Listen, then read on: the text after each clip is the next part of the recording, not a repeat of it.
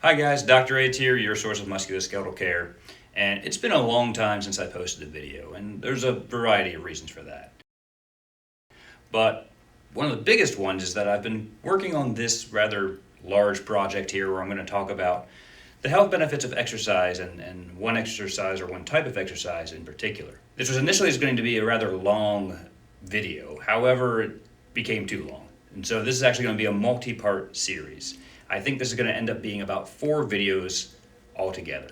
Now, near and dear to my heart, given my specialty, is exercise. And I think everybody knows that exercise is good for you. But I think a lot of people believe that exercise is, well, exercise. It doesn't really matter what type of exercise you do so long as you're exercising. And in reality, there is a lot of truth to that. Doing any type of exercise is certainly better than doing nothing at all and just sitting around all day. However, not all exercises are created equal, and many of you may be surprised to find out there is a clear winner. So let's talk about that.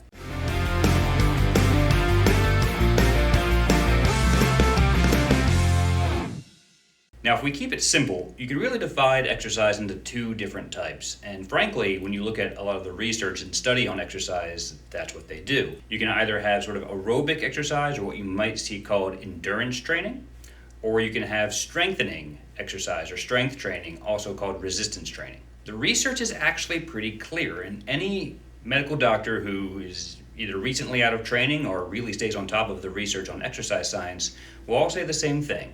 If you had to pick only one, you're going to get more bang for your buck or more yield from resistance training than you're going to get from endurance training. Before we go any further, let me be very, very, very clear about something. This is not actually a competition. You really should be doing both.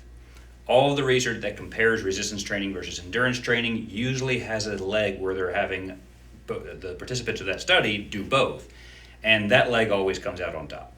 So it really isn't a great idea to have to pick one or the other, but if you did have to pick one or the other, then resistance training is going to kind of give you the most value health-wise. So if you're the type of person who's kind of just looking for expert advice on something, you can probably end the video here, and frankly, other than maybe the 4th video of this series, you don't have to watch the rest of them. But I suspect that most of you fall into either one of 2 categories. Either one, you're like, well, that's cool, tell me more, which we're going to do over a series of more videos. And the other side of you might be like, hey, I don't know if I believe you yet, prove it. So I'm hoping that between this video and at least the next 2, we're going to be doing that. All right, so we're going to talk about all the amazing health benefits that come with resistance training. And in doing this, we're going to look at quite a few studies. Now, the way that this will hopefully work is I'm going to mention a particular study, and its title and an excerpt from it that relates to what I'm mentioning should pop up down here kind of at the bottom of the screen. Now, we do not have time in these videos to dissect these studies in great detail. So if you have more interest in any particular study that I talk about, feel free to use that title to look it up yourself and read more about it. Okay, so we're going to start with a very large study. Now, this study is called a meta-analysis. For those of you who may not know, a meta-analysis is essentially a study studying other studies. It's studyception.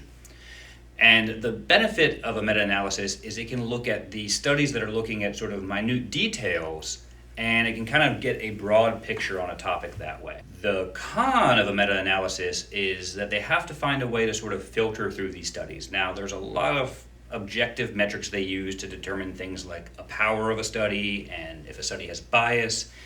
But at the end of the day, you have a bunch of humans, authors of this meta-analysis, selecting which studies they're including, which ones they're not including. And so there is a risk of bias there. Also, because they're studying other studies that have already been done, then there are some questions that may not be answered. There may be some variables that haven't been controlled for, and we'll talk about that later. But overall, meta-analyses are great studies. It's one that we clinicians use a lot to try to, again, see the forest for the trees, to get the big picture on a topic. So the first meta-analysis we're going to look at here is a rather large one. It looked at 38 different studies, and those studies included nearly 2 million people. And what it was looking at is to see if your strength related to what's called morbidity or mortality. So mortality, we kind of all get the picture of. It's sort of your risk of dying.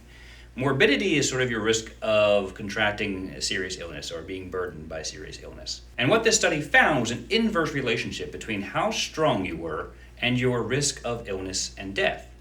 I know what a lot of you may initially be thinking.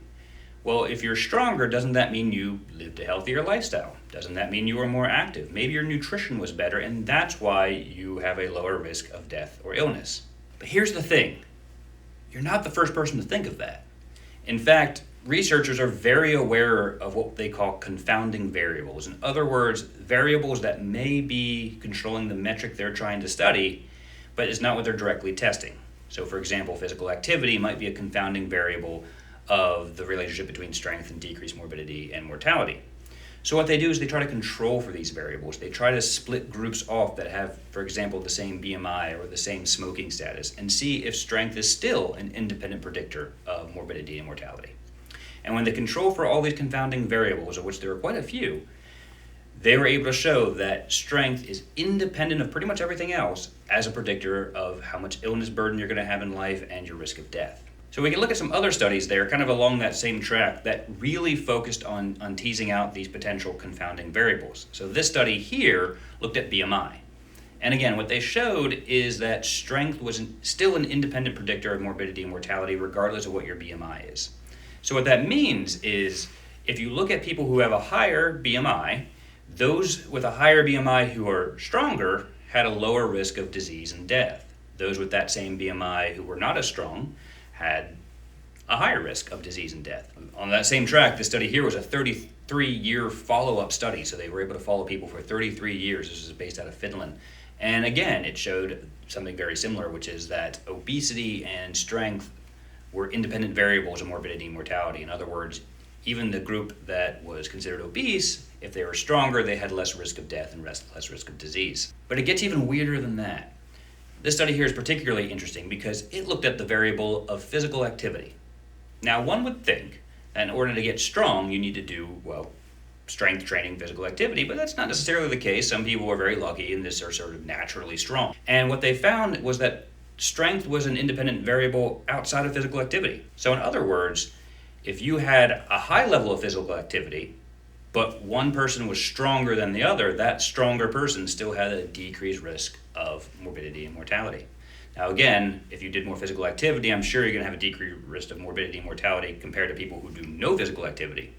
But if physical activity is equal, being stronger imparts its independent protection against disease and death. And that was confirmed a second time in like this study here, which was looking at what they call muscle strengthening activity. They abbreviated MSA.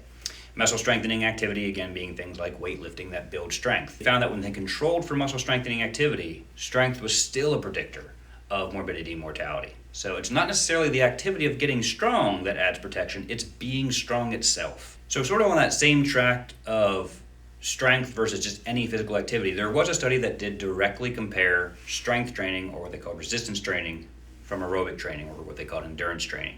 So some of the metrics the study looked at were things like glycemic control, which we're going to talk a lot about in the next video, and that's sort of how well your body controls your blood sugar.